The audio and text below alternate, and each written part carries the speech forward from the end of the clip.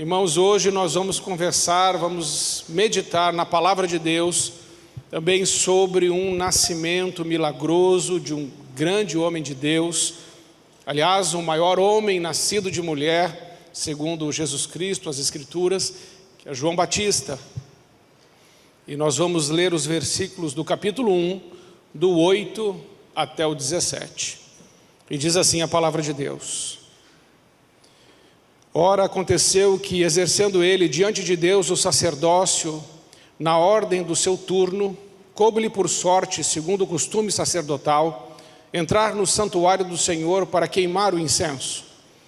E durante esse tempo, toda a multidão do povo permanecia da parte de fora orando. E eis que lhe apareceu um anjo do Senhor em pé, à direita do altar do incenso. Vendo-o, Zacarias turbou-se e apoderou-se dele o temor. Disse-lhe, porém, o anjo: Zacarias, não temas, porque a tua oração foi ouvida, e Isabel, tua mulher, te dará à luz a um filho, a quem darás o nome de João. Em ti haverá prazer e alegria, e muitos se regozijarão com o seu nascimento, pois ele será grande diante do Senhor, e não beberá vinho, nem bebida forte, e será cheio do Espírito Santo, já do ventre materno, e converterá muitos dos filhos de Israel ao Senhor, o seu Deus. E irá adiante do Senhor no espírito e no poder de Elias, para converter o coração dos pais aos filhos, e converter os desobedientes à prudência dos justos, e habilitar para o Senhor um povo preparado. Amém. Quem foi João Batista? Como ele veio à terra? Nós sabemos que o nascimento de João Batista foi um milagre. Zacarias e Isabel não podiam ter filhos, ela era estéril, eles oravam, até que chegou um momento, no tempo de Deus, que João Batista ele nascesse para cumprir um propósito eterno. João Batista é a dobradiça entre o Antigo e o Novo Testamento. Ele é o último dos profetas do Novo Testamento, e ele veio no espírito e no poder de Elias para converter os homens, o coração dos pais aos filhos e dos filhos aos pais, mas pregando uma mensagem de arrependimento. João Batista, ele diz que o machado já está posto à raiz. A mensagem de João Batista não era composta de amenidades. A mensagem de João Batista era uma mensagem dura, firme, chamando todo o povo ao arrependimento. João Batista é aquele que não é outro senão aquela voz que clama no deserto, preparando o caminho do Senhor. E é muito lindo isso, irmãos, porque João Batista é esse grande homem de Deus.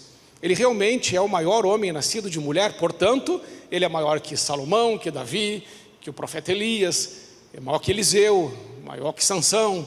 Todos esses grandes heróis da Bíblia, os heróis da fé, são menores do que João Batista, porque Jesus diz que ele é o maior homem nascido de mulher.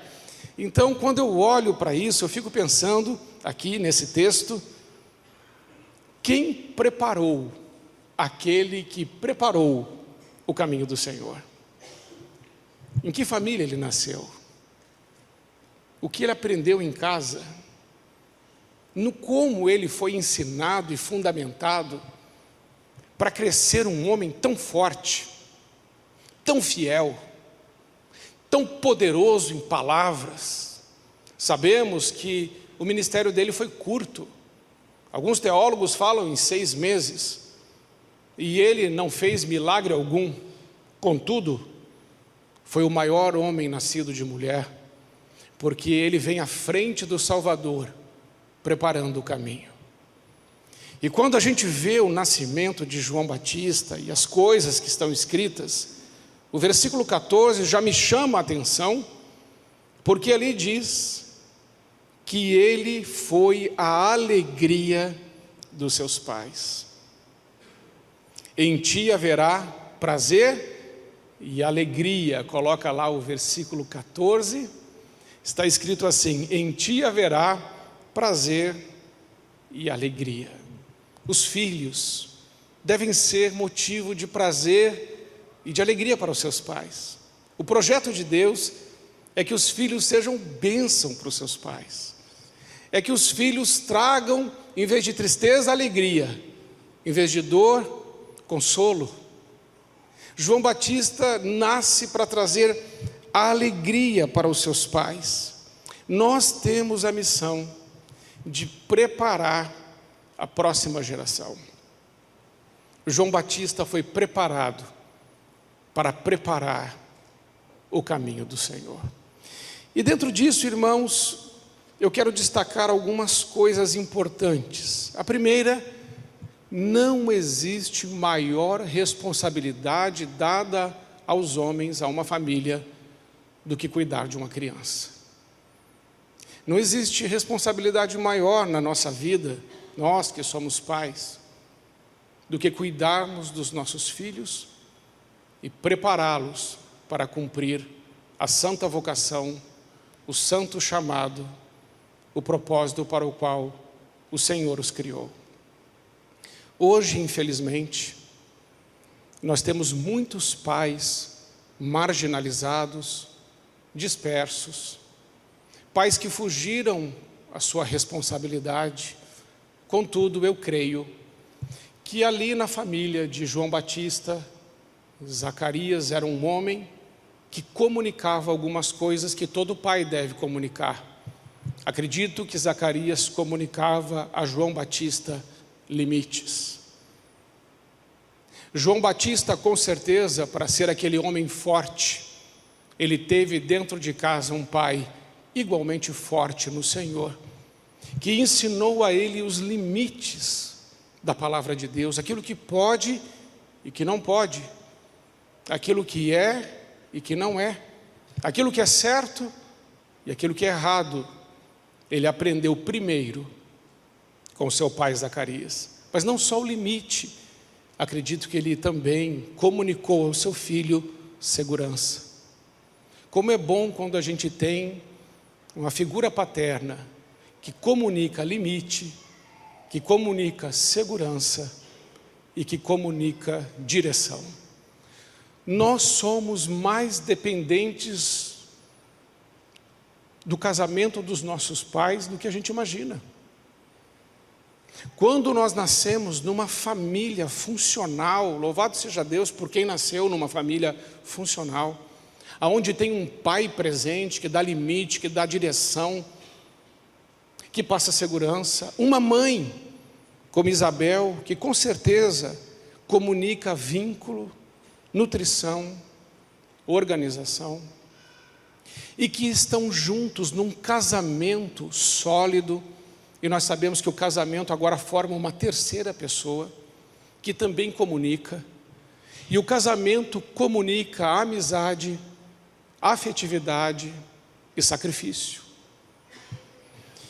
João Batista cresceu como um homem forte para preparar o caminho do Senhor, porque ele viu no casamento dos seus pais amizade. Vocês que são casados, o marido deve ser o melhor amigo da sua esposa. Ninguém deve conhecer melhor o coração da mulher do que o homem. Ninguém deve conhecer melhor o coração do homem do que a sua mulher. Porque um casamento que tem amizade não tem segredos. Um casamento onde tem amizade tem confiança. Aonde há confiança, há confissão. Aonde tem confissão, tem cura.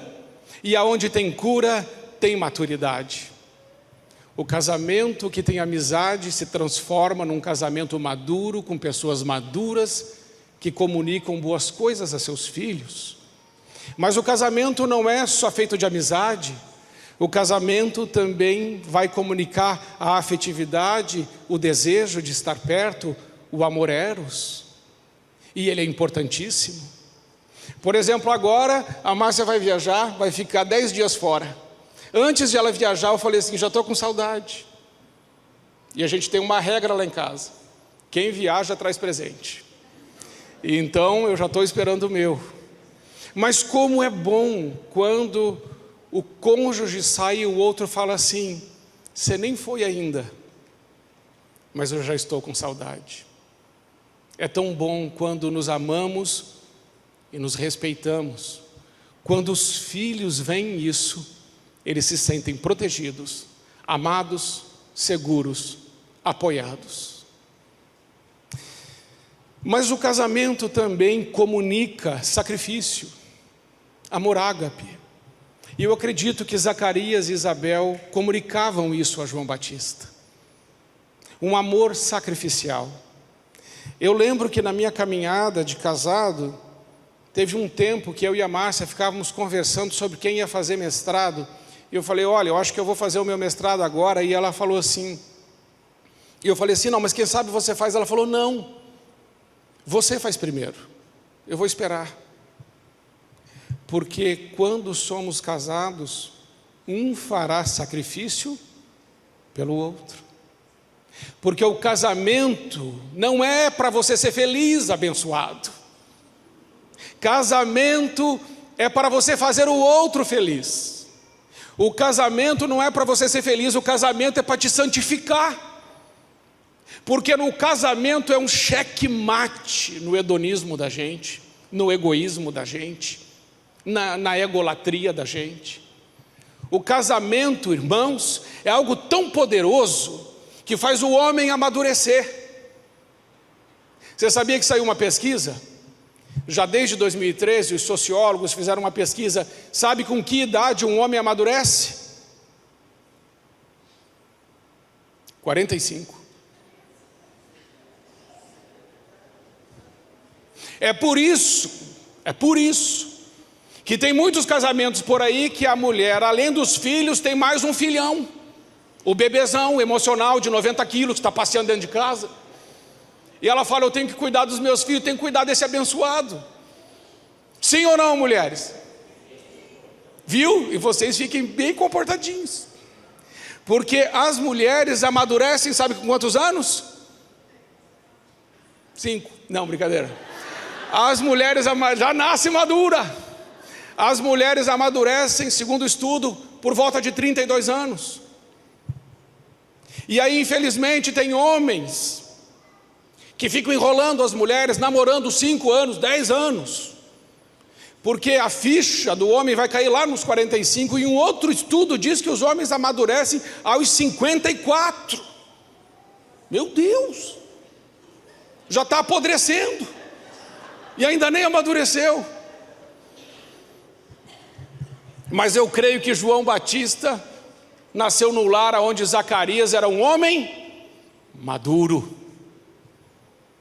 E não existe nada que amadureça mais que o casamento. Os solteiros me perdoem.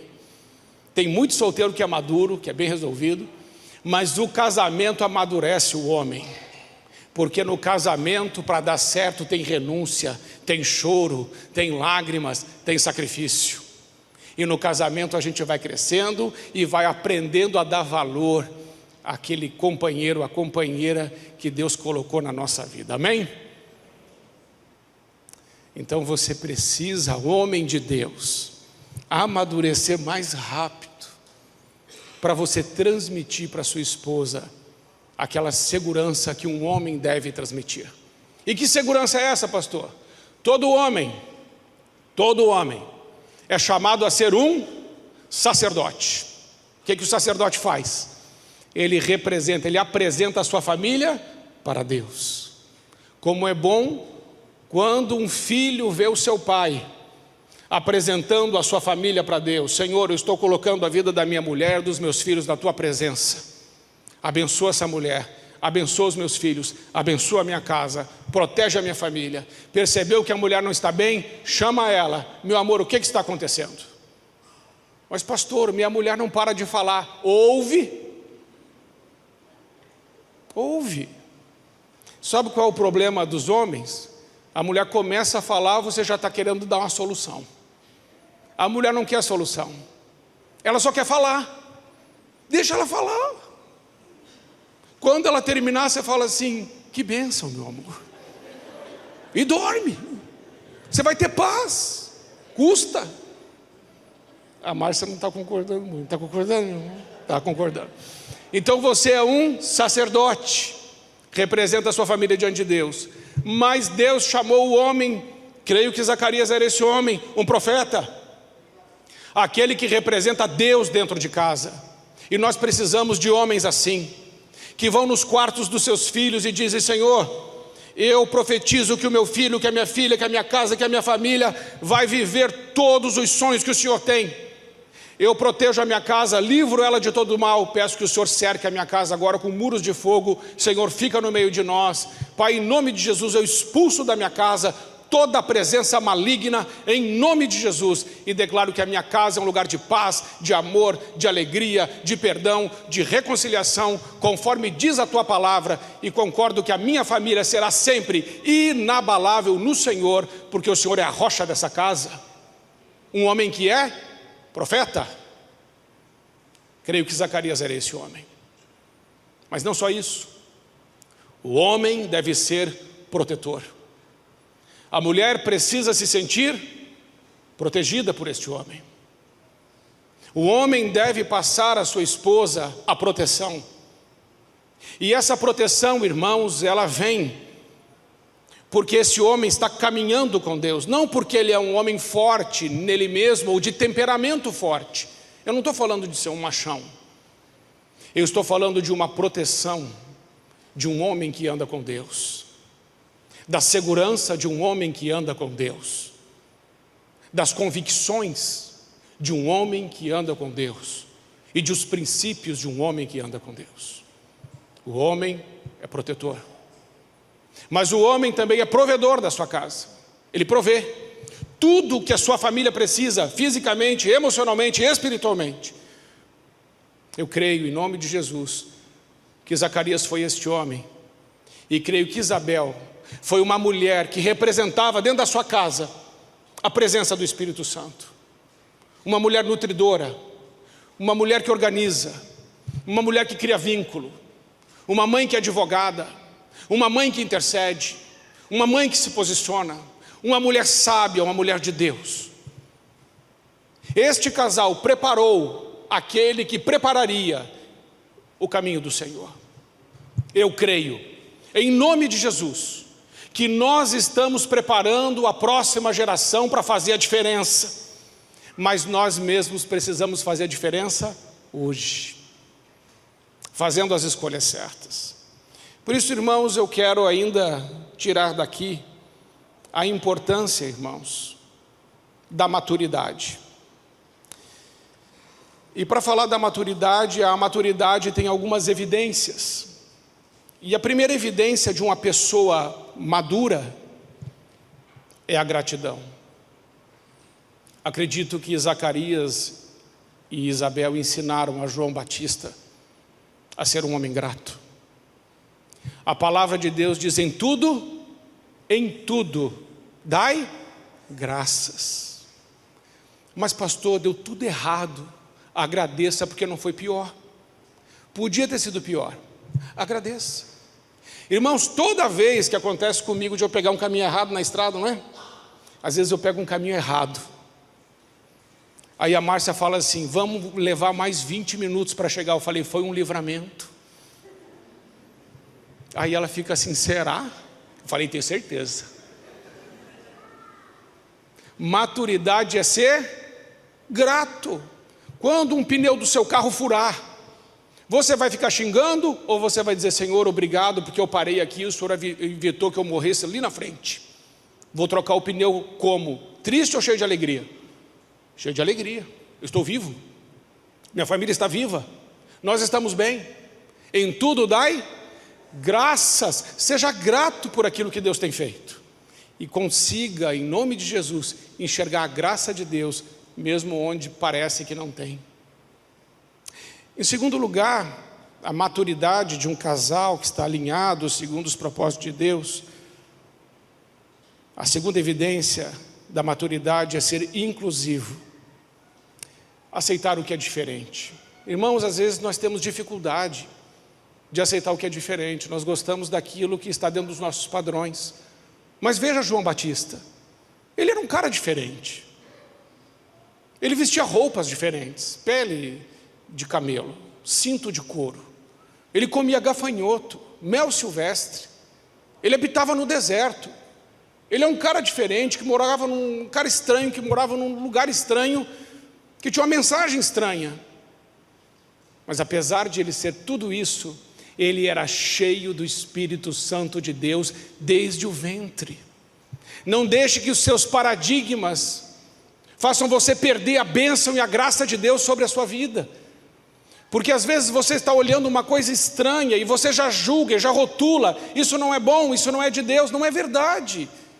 Existem coisas que são de Deus, que são diferentes daquilo que nós estamos habituados. E João Batista era totalmente diferente. Poderia ser estranho conversar com ele, porque João Batista era nazireu, o voto do nazireu ele fez. Então ele tinha cabelo comprido, ele não bebia bebida forte, ele não podia tocar em cadáver, e com certeza ele era barbudão. E se você fosse conversar com João Batista, talvez tivesse umas perninhas de gafanhoto na barba dele. E você falasse assim: que cara estranho, essas pernas de gafanhoto na barba dele, umas gotas de mel. Que cara esquisito. Mas estava ali, aquele homem estranho, o maior homem nascido de mulher. Precisamos aprender a receber de Deus, de todos os lugares que Deus quer falar. Deus fala de diversas formas e por meio de diversas pessoas. A maturidade dá um coração ensinável para a gente aprender de Deus todo o tempo. A terceira evidência de uma pessoa madura é o temor de Deus. Porque a palavra de Deus diz que nós devemos guardar os mandamentos de Deus. Uma coisa é conhecer os mandamentos de Deus, outra coisa é guardar, significa obedecer os mandamentos de Deus, amar a lei moral de Deus, romper muitas vezes com uma situação crônica de rebeldia e caminhar em direção à obediência. Uma pessoa madura é uma pessoa obediente, é uma pessoa que ama a correção. Talvez amar a correção seja a maior evidência de maturidade.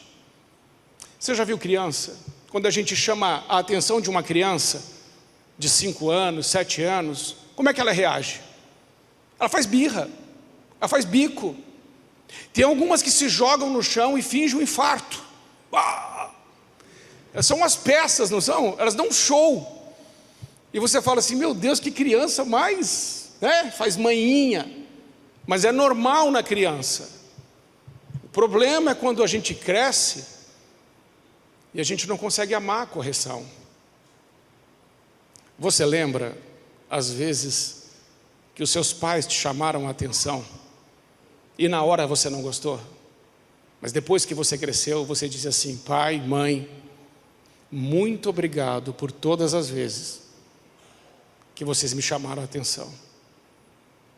E aquelas palmadas que eu recebi foi merecidas, porque o Senhor me ama e estava me disciplinando.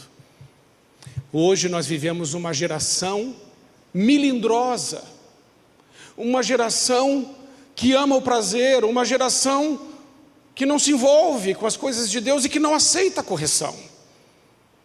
Uma geração que não ama a correção.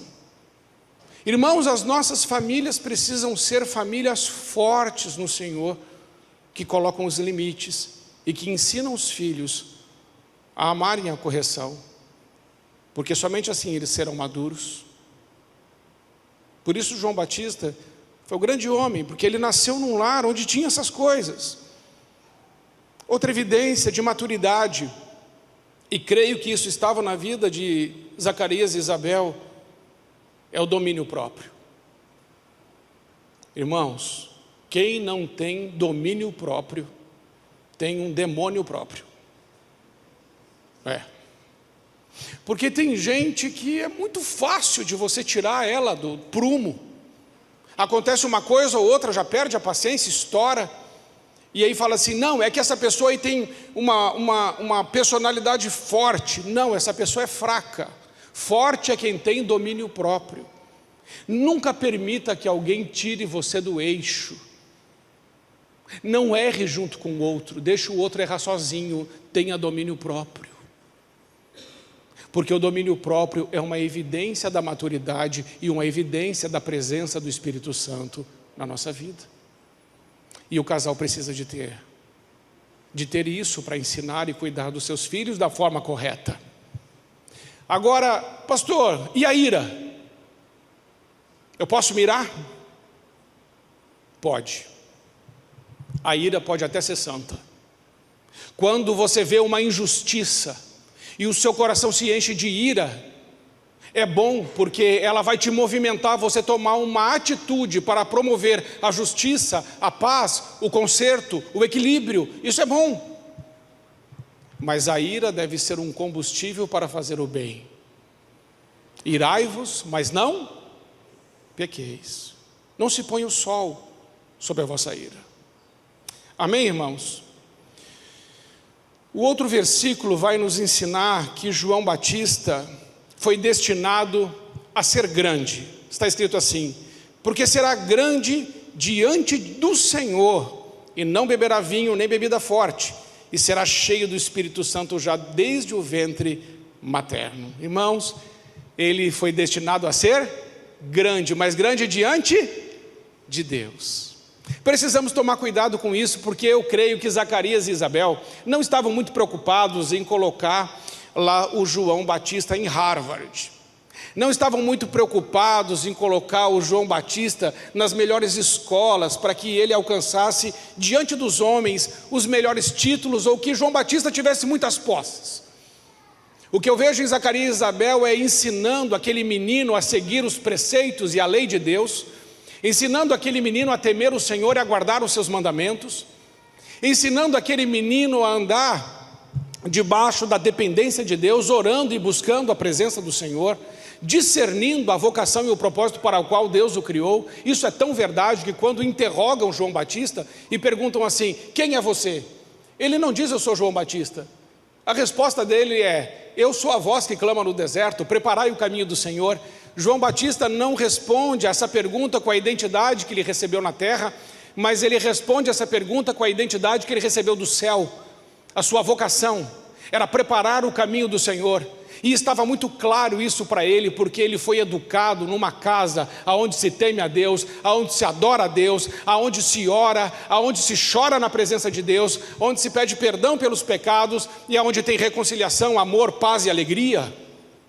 Assim tem que ser a nossa casa. Para que os nossos filhos ou a próxima geração seja grande diante de Deus, a nossa casa já precisa ser encharcada com a presença do Espírito Santo. Amém, irmãos? Porque muitas pessoas estão preparando os seus filhos para que eles sejam grandes diante dos homens. Não deve ser assim entre nós. Nós precisamos preparar os nossos filhos para que eles sejam grandes diante de Deus. O mundo poderá desprezá-los, mas Deus sabe quem eles são. E somente a glória irá revelar a recompensa e o galardão de cada pessoa. Não acumuleis tesouros na terra, acumulem tesouros no céu. Precisamos ensinar a nossa família, os nossos filhos, a acumular os tesouros no lugar certo. Amém? Em segundo lugar ainda, irmãos, acho importante destacar, comparando Zacarias com outros homens que foram pais, percebemos que Zacarias foi muito grande. O pai de João Batista foi muito grande. Porque o pai de João Batista, Zacarias, não foi fraco como o sacerdote Eli. O sacerdote Eli, ele tinha 2 filhos, chamados Ofni e Finéias. Os 2 filhos do sacerdote Eli não receberam limites do seu pai. E eles pecaram diante do Senhor de diversas formas. E o Senhor disse para Eli: você não disciplinou seus filhos, e por isso eu vou matá-los. E Deus os matou, os 2. Quando Eli recebeu a notícia que os 2 seus filhos eram mortos, ele caiu da cadeira, quebrou o pescoço e morreu também. Escute, você que é pai e mãe. Se você não disciplinar os seus filhos na santa lei de Deus, não admoestá-los na palavra do Senhor, você poderá estar matando os seus filhos. Você poderá estar destruindo a próxima geração. Seja como Zacarias e não como Eli, que amou mais os seus filhos do que amou a Deus. Zacarias não foi um pai omisso como Davi. Davi teve muitos filhos, mas a omissão de corrigir os seus filhos trouxe assassinato e estupro para dentro da casa de Davi. Uma destruição dentro da sua casa e da sua família. E ele foi omisso. Ele nada fez quando deveria ter tomado atitude e restabelecido a ordem no coração dos seus filhos. Amados pais, conversas difíceis são necessárias e nós precisamos tê-las. Não acha que o tempo vai resolver as coisas. Davi deixou o tempo passar e o que o tempo fez foi que um filho matou outro filho. Já é normal na Bíblia que os irmãos fiquem competindo. Se os pais não fizerem alguma coisa, as famílias serão destruídas. Você sabe que é assim. Você sabe que foi assim desde lá do começo com Adão e Eva, porque Caim não aprovou o seu irmão e matou o seu irmão, porque os irmãos de José queriam matá-lo, porque os irmãos de Jesus não o reconheceram. E nós vamos olhando, Esaú e Jacó brigaram, um queria matar o outro. Quando nós olhamos as histórias dos irmãos na Bíblia, é complicada. Os pais precisam trabalhar a harmonia dentro de sua casa. Zacarias não foi um pai egoísta como Ezequias. Ezequias foi um homem que estava doente de morte. E o profeta Isaías foi lá falar para ele, a mando de Deus, dizendo: Ezequias, você vai morrer, põe a tua casa em ordem que você vai morrer, o Senhor mandou te dizer. Então Ezequias começa a chorar, e chorar muito. E aí Deus fala com o profeta Isaías: volta lá e diga para Ezequias que eu vou dar 15 anos para ele de vida. E o profeta Isaías volta e diz: o Senhor vai te dar 15 anos a mais. 15 anos a mais. Depois que se passaram 3 anos, Ezequias teve um filho chamado Manassés. Ele teve 12 anos para educar Manassés, 12. Manassés foi o pior rei de Israel, o pior. Porque Ezequias só estava preocupado em viver a vida dele, em aproveitar os dias dele. Ele era egoísta, ele era hedonista, ele tinha uma egolatria por ele mesmo. Irmãos, não deve ser assim. A vida dos pais deve ser para que seus filhos sejam melhores do que eles. Ezequias teve um filho que foi o pior rei. Zacarias teve o filho que foi o maior homem. Zacarias não foi um pai déspota como Samuel, o grande profeta Samuel, que nós conhecemos nas Escrituras. A Bíblia fala, 1 Samuel, 2 Samuel. Este Samuel, resultado de um milagre, filho de Ana, este homem teve filhos e os instituiu como juízes. Primeiro que ele não poderia fazer isso, porque um homem não pode instituir juízes, os juízes são instituídos por Deus. Ele foi déspota, ele usou a sua autoridade para colocar filhos corruptos no poder. Os filhos de Samuel eram homens corruptos. Isso foi uma vergonha para Samuel. Todos esses homens que citei, Eli, Davi, Ezequias, Samuel, Saul, apesar que Jonatas foi muito bom, todos esses homens foram grandes, muito grandes, do portão para fora, mas do portão para dentro foram um desastre. Você nunca não vê muita coisa de Zacarias do portão para fora, mas eu acredito que Zacarias do portão para dentro foi um homem de Deus, porque João Batista foi um grande profeta do Senhor, o maior.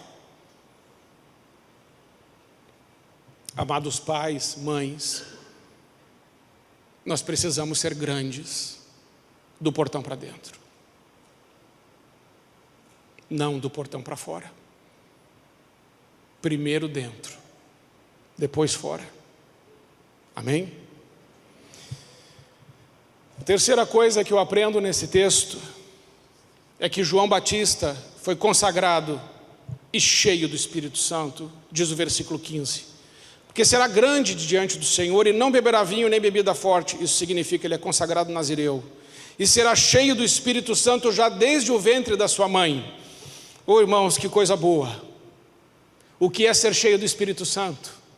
Enchei-vos do Espírito. Irmãos, quem está cheio do Espírito Santo tem amor a Deus, amor ao próximo e faz discípulos.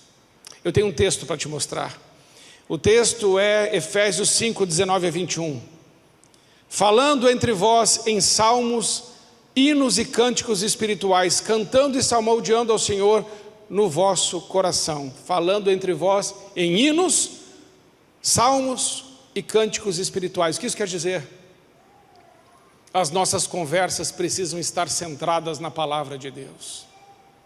Um homem cheio do Espírito Santo, as suas conversas são centradas na palavra de Deus. Ele não tem tempo para conversa fútil, para papo furado, para aquilo que não leva a nada. Um homem cheio do Espírito Santo, a conversa dele é em torno das Sagradas Escrituras, porque ele cuida ter nela a vida eterna. Dando sempre graças por tudo ao nosso Deus e Pai, em nome do nosso Senhor Jesus Cristo. O que é isso? Adoração. Um homem cheio do Espírito Santo, ele é grato, ele dá graças e ele adora. A adoração está presente numa pessoa cheia do Espírito Santo de Deus. Sujeitando uns aos outros no temor de Deus. Um homem cheio do Espírito Santo, ele serve o seu próximo, ele ama o seu próximo, ele se doa, ele renuncia, ele abre mão em favor de alguém. Que sejamos nós cheios do Espírito Santo também, para podermos fazer todas essas coisas. Quem foi João Batista? Foi o filho de Zacarias e de Isabel. E talvez você tenha filhos e você possa dizer: Senhor, quem serão meus filhos na terra? Que legado eu estou deixando? Que herança espiritual eu estou deixando? Eu posso deixar um legado que faça a diferença. A minha oração hoje é que a gente possa imitar Zacarias e Isabel e sermos pessoas reconhecidas por sermos grandes, do portão para dentro da nossa casa, como homens e mulheres de Deus. Porque, irmãos, não existe responsabilidade maior do que cuidar de uma criança. Pastor Eduardo já tem duas crianças, duas meninas lindas, que vão cumprir um propósito tremendo de Deus nessa terra, eu tenho certeza, em nome de Jesus. O pastor Tiago vai fabricar logo, em nome de Jesus. Eu tenho os meus filhos e tenho a minha netinha, e hoje eu e a Márcia, a gente estava vendo o videozinho dela, né, no cavalinho ali no Kids, e a gente olha e se alegra, a gente fala: Senhor, que linda é a vida e a continuidade.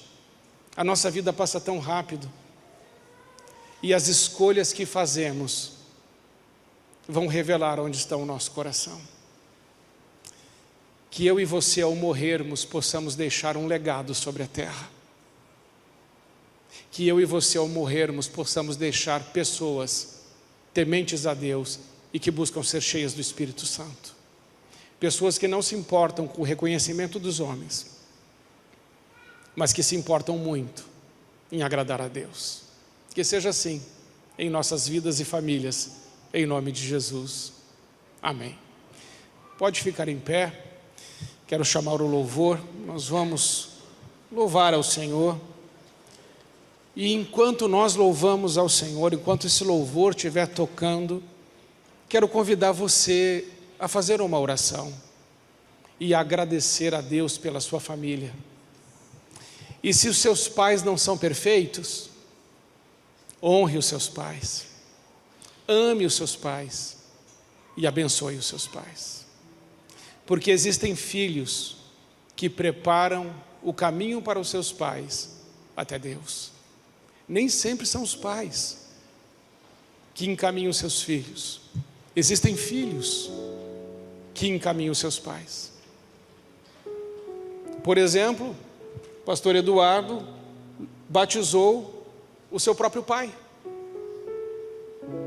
Filhos podem preparar o caminho do Senhor para os seus pais.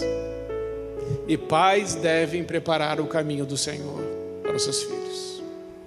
E os irmãos devem se amar, não competir, se amar. Então ore pela sua família, agradeça por ela, profetize sobre ela, abençoe sua própria casa. Vamos orar, vamos louvar e você vai orando. Senhor, nós confiamos em Ti e confiamos que a nossa casa, ela está firmada em Ti, e que da nossa família sairão muitos homens e mulheres cheios do Espírito Santo de Deus para cumprir propósito nessa terra. E nós mesmos, Senhor, nos comprometermos a crescermos na Tua presença, a buscarmos direção no Senhor, a vivermos centrados na Tua palavra, a amarmos uns aos outros como o Senhor mesmo nos amou. Nos ajude, Senhor, na nossa caminhada. Nos ajude a sermos grandes diante do Senhor, ainda que o mundo não nos reconheça. Nos importa somente alegrar o Teu coração, somente fazer a Tua vontade, somente cumprir os Teus santos desígnios, os Teus santos propósitos. É só isso que nos importa. Não nos deixe perder tempo com coisas passageiras, efêmeras, mas coloca os nossos olhos na eternidade e coloca o nosso coração em Ti, Senhor. Derrama hoje um pouquinho mais do Teu coração nos nossos corações. E a nossa oração agradecidos, em nome de Jesus. Amém.